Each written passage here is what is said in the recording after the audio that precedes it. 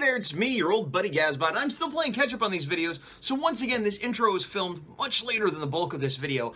This is the conclusion of the travel portion of the GAZBOT lifestyle, at least for the short time being. I had to go to New Jersey once, then I went to LA, then I had to go back to New Jersey, and this has less about my travels in New Jersey. It has a little bit of drawing, but it also mainly focuses on a flea market I went to in New Jersey. So that's the bulk of this, and then next time I'll be back here in California, where I currently live.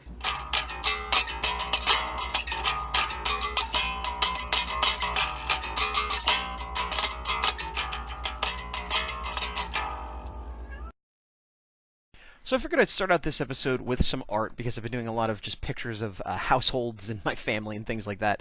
And this is a sketch I did on the iPad Pro in Procreate with the Apple Pencil, and this is Spider-Punk. He is a character from the Marvel Universe, the Spider-Verse. It was a big crossover where alternate dimension spider-type heroes came together and had this big thing. I only read the main trade. There was a lot of side books, but I had seen pictures of this character before, and once I read the story, and he's not like a super main character in it, but it appealed to me, and I decided to go ahead and sketch a thing of him just for fun. That's the reference I had. It was hard actually to find the lines for his suit, was the main thing I was looking for. There were a few different versions that had taller or shorter spikes on his head and variants of like how his vest looked and stuff, but basically he's got a Spider-Man suit with different lines and a vest and some, I guess, Chuck Taylors or some Doc Martin boots or whatever, and depending on who drew him, he had a guitar, he didn't have a guitar, etc. So at one point I thought about having a guitar, then I changed my mind because I thought unless he was playing on stage, why would he be carrying around a guitar in his Spider-Man garb?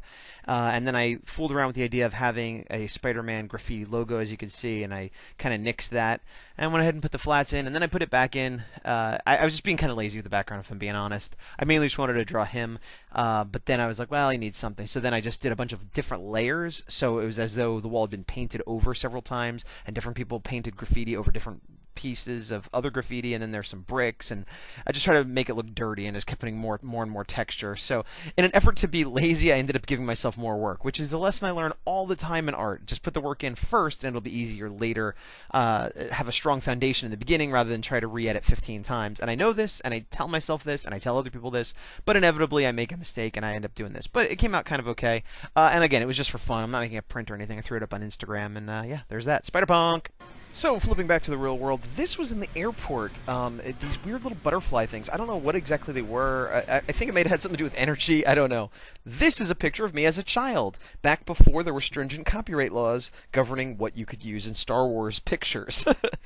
This is me just, once again, showcasing how New Jersey is beautiful, driving home from my father's house, where actually I saw that picture. But we're going to transition now into Red Bank, and this is Toasty Diner, which used to be the Broadway Diner, which was a 24-hour regular diner, and they turned it into just a breakfast place. I don't know why. It's closed by 3 o'clock. This is, I forget what store this was in, but it reminded me of 80s, 90s Mad Balls, Mad Scientist, and Scott Serklin of Circworks. It very much reminded me of his aesthetic, so he should sue them. And here are some awesome bootlegs of Power Rangers and Ninja Turtles and Transformers. Just garbage. I love it. Moving on, I stopped at Carvel again, and there is Cookie Puss and Fudgy the Whale. And if you're not from the East Coast, you've probably never seen them, but they're glorious. And there's my stupid face making stupid faces. And once again, a lovely neighborhood in beautiful Middletown, New Jersey, proving that houses and areas, it's actually a lot nicer there than it is here in California, at least in terms of suburbia. And now on to the meat of the video, a rainy drive to Collingswood Flea Market Auction. That's right, what did I say? Collingwood Auction and Flea Market. Hey, what's up? It's me, GAZBOT. I'm here in New Jersey, specifically at Collingswood Auction. This is the flea market I used to come to as a kid my whole life. Haven't been here in quite a while. I know it got burned down, rebuilt. It's raining out. I'm just going to check out the inside. I know there's a comic store. I think there might be a toy store. I don't know, but I didn't plan on being here. But now that I'm here, I'm going to check it out, and I'm going to take you with me. Veggie and cheese subs, Italian subs, and many, many more to choose from. Immediately, I'm brought back by the like weird announcements that's by a specific person. It's not automated that I could tell. I mean, maybe it's a recording, but it seems like there's just some lady going, "Oh yeah, we got cheese subs and stuff." Now you can see a lot of these businesses are not open. This was a rainy day. Usually the outside is open, and I imagine some of these might not be inhabited, but many more just might be closed because it's a crummy day, and it was really pouring. It wasn't just a little rainy. I did find some discount candy and some discount toys, but these aren't like great toys. These are sort of like puzzles and stuff. This was a weird back room. I couldn't focus on it for too long. I looked at it mainly because it had some arcade cabinets and other things, and I asked around, and it was unclear to me whether it was a store or not. But then I went to Collingwood Comics and Collectibles. I keep saying Collingswood, but I guess it's Collingwood. I don't know. I call it Collingwood Auction because that's what Collingswood Auction because that's what I called it as a kid. But anyway, this is the comic store I was talking about, which, funny enough, is run by a gentleman I used to know. Well, I guess I technically still know, but I knew him more back in the day. We did improv together and things like that. And this is his shop. It's mostly comics, but as you can see, there's a fair amount of toys, some wrestling figures, some loose, some packaged, and other memorabilia, ephemera, if you will, and a fair amount of wall books, as they're known. Here's some more toys. There's a vintage Ninja Turtle that I point at, in case you didn't see it. And then there's packaged goods and things like that. It's a small-ish shop, but for where it is, it's pretty deluxe, actually. So if you're in the New Jersey area, G.I. Joe magazine. I used to get all those magazines when I was a kid, the 80s. G.I. Joe, Thundercats, He-Man, all that stuff. Speaking of G.I. Joe, there's some G.I. Joe figures. Old Batman comic. I think that's an original piece of Dr. Doom art. I don't know who did it, but that looked cool. And but anyway, if you're in New Jersey, kind of central to slightly southern, you could check out Collingswood Auction or Collingwood Auction. And on the inside, you could check out this comic shop, which I recommend. He's a nice guy. It's a good shop. It's got a good mix of different things. I'm just really panning around, getting everything here. Oh, yeah. And again, some more comics. There's a lot of 90s books there, as you can see, like The Death of Superman and early Jim Lee and Todd McFarlane work. Early being, a relative term since they started before the 90s, but that was like the heyday of their #1 books and things like that. These were cool. There were some vinyl records that were painted with like Darth Vader and Robin and things like that. And they also had old magazines, as you can see, Sex Pistols, and they have music stuff. They have both albums and magazines and things like that. So it's a comic store, but it's got a bunch of different collectibles. And he had just got this lot, Fantastic Four #1, signed by Stan Lee, Sergeant Fury, a bunch of old, key, awesome comics that he let me take a look at, which was really cool of him, and I took some pictures, as you can see. So if you're looking for super rare stuff, they could probably get that for you, too. Or at least show you some things that are super rare that you may or may not be interested in. And this was a display case up front that I didn't notice till I was leaving. Did I buy anything? Well, yes, I did buy one comic, Heroes for Hope, $1 only. And that is a book I had as a kid that had a bunch of different artists contribute to it, so that was pretty cool. Walking down the aisle, there's a weird booth that just had one, Kitty Pryde and an empty thing. Again, those look actually abandoned. Now this called the Nosh Nook. I don't know if it was always called that, but it's the pickles in a barrel place. That's been there again since I was a child. I think it's changed ownership recently, but it had all different kinds of awesome pickles, pickled eggs, pickled all kinds of stuff. There was one person that had just plush. I didn't film in there too much because I didn't really want anything, and it was very open, and the guy was just sitting right there. But if you're looking for plush, there you go. This is the other store that is definitely worth checking out, known as J2 Games. It's mostly a game store, but like the comic store that is mostly a comic store, they did have some toys. They've got newer stuff, but they also have a lot of old vintage systems, as you can see here, Atari and things like that. It's one of those places that if you're looking for something specific, it's great, but it's also fun to just look through. And here's some, Star Trek figures. There's an old TIE fighter that was sitting there. I'm not even sure if it was for sale or not. And then they have cabinets for sale. I think you could play them. I didn't play them myself, so now I'm not sure. But they're fun to look at either way, and they're definitely for sale. Yeah, they're j2games.com. You can check them out online. I believe they probably sell stuff online as well. The owner was a nice gentleman, and the people that worked for him as well. And he had a big sleeve of Star Wars stuff, so that a sleeve of tattoos, I should say, not just like, oh, there's a shirt in the back that he ripped the sleeve off of. And you can see there's some vintage Star Wars figures and things like that. Again, fun if you're just looking to look, also good if you're looking to buy. And they had some marquee headers from old Atari games. Arcade is the word I'm looking for. Arcade games. And like, oh look, laser scope. That's the most crappy thing ever. But for nostalgia purposes, I could see how some people would want it and collect it. Probably more fun to collect than to actually play with at this point. And they had some Pokemon cards and just a great variety pops. So if you're a toy, video game, nerdy type collector, inside there's really only two shops you got to check out, and that's J2 Play Games and the Collingwood Comics store. But if it is a nice day outside, you're likely to find a lot more. And it is a bummer that I couldn't do that, but I'm glad I got to have the little mini adventure that I did have. So you can see, oh yeah, speaking of puzzles, there's some Yu-Gi-Oh puzzles. I don't know why puzzles were so big there. I thought puzzles were done, but I guess not. And up there is a Lego, I think that's Superstar Destroyer? Hard to tell. And Imperial Shuttle, and so, like, again, a good mix. Both these stores have their specialties, but a good mix of other stuff, and definitely worth checking both of them out if you're in the area, or even if you're not that close to the area. Even if you're a half hour away, 45 minutes away, it's worth a shot. That's Odyssey 2. You can see me pointing. I get excited by the same stuff the second time around. I had an Odyssey 2 as a kid that my aunt had given me. It was hers instead of Atari, and I actually, in some ways, preferred it to Atari. Some of the graphics were better, and it had some good stuff. So anyway, that's j2games.com. Check them out online or whatever, and now it is time to leave the building. Back into the real world, outside of the fantasy land that was, wow, it is really raining. My phone is gonna die, so I'm gonna turn it off. Yeah, won't be doing that in the rain. Anyway, I'm back in the car, right outside. It was a nice trip down memory lane. It's kind of what I remember it being. I haven't been here in a couple years, but like I said, I mostly went here when I was a kid. And even though the outside is closed and it would have been nice to walk around and see those vendors, the inside has a feel that I enjoy. I've been to some flea markets and some auctions and whatever you want to call them, where it's the same vendors always set up and they feel like stores that you would see anywhere else. And it's kind of like, why am I here? This is just a place selling Windex, you know? This setup, the ambiance, the flavor, if you will, is a little bit more casual, a little bit more slapdash. Not all of them, but there's a homier feel, and you're gonna see some things that you might not see elsewhere. And it really does just feel like, I hate to use the word real, but like, you know, that's what it seems like. And for my fans of comics and toys and video games and things like that, there's two main shops you're going to go to, and that's the comic store. And I know the owner. It's a person named Darren. He's a person. Look at my ear. It's a flap. And then the video game store, which also has toys and other things as well, worth checking out. J2 Games? J2 Games? J2 Games. I got it right. So those are the main two shops you're going to want to check out if, like me, you are a collector of nerd things. There are a couple other shops that have the bootleg stuff, but nothing I even was interested in.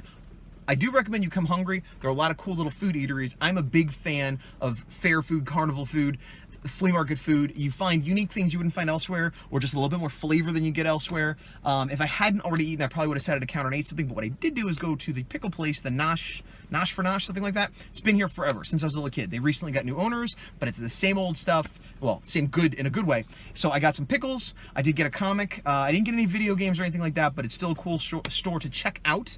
And I recommend coming to Collingswood Auction when it's not raining, but even if it's raining, I killed an hour plus there easily without rushing, without you know, and it wasn't that busy. So I don't know. This is my update, me GAZBOT, of my thought. No, it's not an update. This is my review of Collingswood Auction. And I was trying to figure out where are we, but I believe we're in Collingswood, the town of Collingswood. And if not, we're very close to it. It's called Collingswood Auction because occasionally they have auctions, but really it's an indoor-outdoor flea market, mostly open on weekends. You can check their website and find out all that stuff. Blah, blah, blah, blah. Anyway, I'm GAZBOT. That's Collingswood. See you later. Love you bunch. About 7-minute drive away from Collingswood Auction Flea Market is the Jersey Shore Premium Outlets that includes a Toys R Us. So that's where we're going in the rain. Dave's Rocket.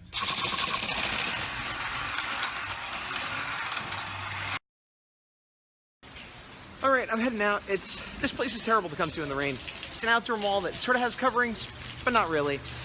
The Toys R Us outlet, if you're in the area, is worth checking out, but it's small. It reminds me of what used to be KB Toys, if you're old enough to remember those. And it basically doesn't have any of the new toys, Marvel Legends, things like that. It has the older waves, but it has the unpopular older waves, and they're not on sale. They had a few Star Wars 40th Anniversary Black Series carded figures, but they were $20, which is retail. And again, no R2-D2 are the hard to find ones. So this is an easy pass unless you happen to be in the area. And once again, I'm worried my phone is going to die because of the rain. Goodbye. Hey kids, it's back to art time. So here I was, once again on the Procreate, all the same things, and I started drawing what looked to me like kind of comic book old school Drax, the Destroyer. Started working on him and said, yeah, maybe I'll do a Drax. Those shoulders look weird. Forget it. So hey, I'm going to do a person over here, and it's a big beefy guy, kind of like a Drax. Maybe they have a gun, and I don't like that either. Hey, nope. Okay, here's a close-up of a person's face. It's another angry man. A lot of angry beef men is what I'm doing. Baldy. Nope. Forget it. Instead, we're going to do Kitty Pryde from the X-Men. And I wanted to do Lockheed, which is her dragon, which was kind of what I mainly wanted to draw, but then I figured I'd do her as well. And I tried to give her a less glamorous look because I like her, but I always thought of her as sort of girl next door pretty, or, just like slightly awkward pretty, as opposed to the supermodel kind of person. So I tried to capture that as best I could. I still have trouble with women in general. Not that I can't draw a woman, but, the subtleties sometimes elude me, especially when I'm trying to draw attractiveness. It tends to either be, like the typical hot glamour model people, or more of like the tomboy kind of plain Jane or whatever. So I was trying to go for something in between the two here. Whether I succeeded or not, I don't know, but it's a reasonable facsimile of Miss Catherine Pryde of X-Men. And I also did want to color her because I save a lot of my drawings in color. And again, this was just a sketch, not for anything. I've been trying to. I'm not good at doing sketchbooks. I'm not good at doing exercises to help me be a better artist.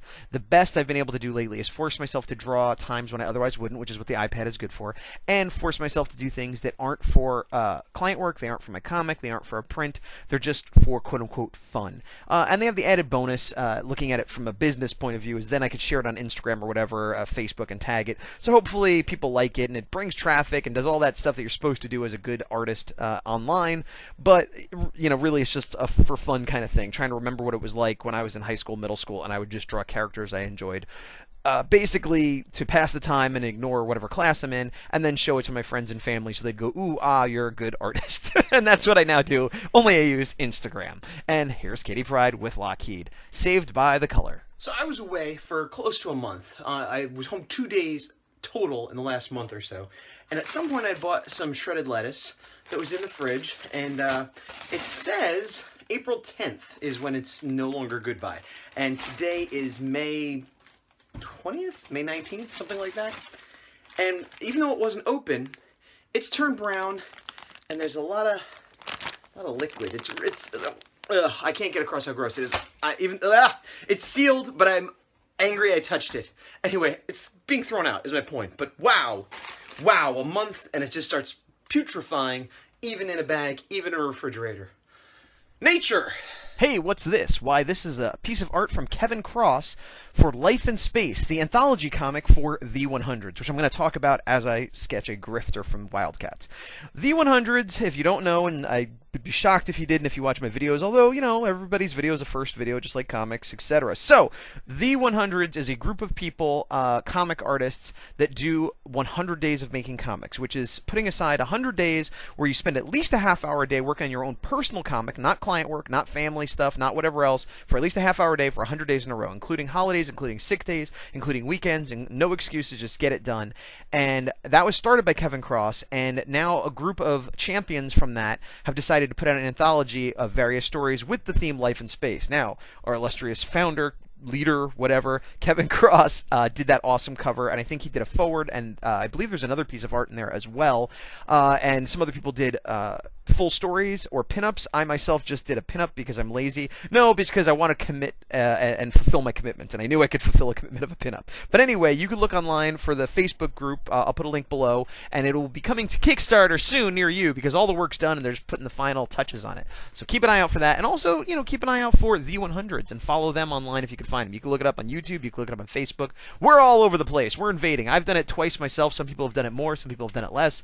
Always worth checking out how different people work, and always worth challenging yourself if you haven't. And that's it for this edition of the GAZBOT Report. The next video I put up will not be another Gaz Report. It will probably be a horror update or an art process video or a toy review or something different, because I realize I've been putting up a lot of vlogs and not a lot of other things. I also have a rant video I want to do. Let me just talk about things I'm not doing right now, but it'll be one of those things. I know not which. Stay tuned to find out. It won't be a Gaz Report, although there will be more Gaz Reports probably following that eventually. See ya later!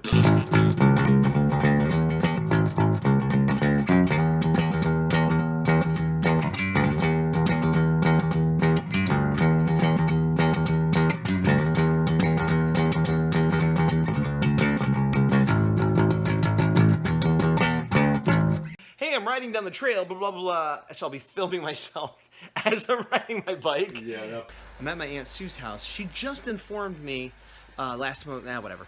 Weird little bonus time. I put this at the end because I don't know if anybody cares. I was watching this NCIS or whatever version is that has Scott Bakula in it on the plane, which I don't really watch the show, but look at his shirt, how it's aqua, and the filing cabinets and the Venetian blinds, whatever they are, the wall, everything seems to fit him, and this is like his base of operations, and I can't help but think that there's like intentional color design there. And again, here, then they're in a different base, and it's all blue, and it's very cohesive. Now, obviously, there's color design in that things are fitting together, but I feel like maybe it's thematic, too. And you can see here, again, he's wearing a dark blue shirt, and there's blue behind him, and he's talking about how this is his city, and he blends in, and maybe I'm reading too much into it, but it really reinforced the points that were being made, the way they kept connecting him with his environment. That's all.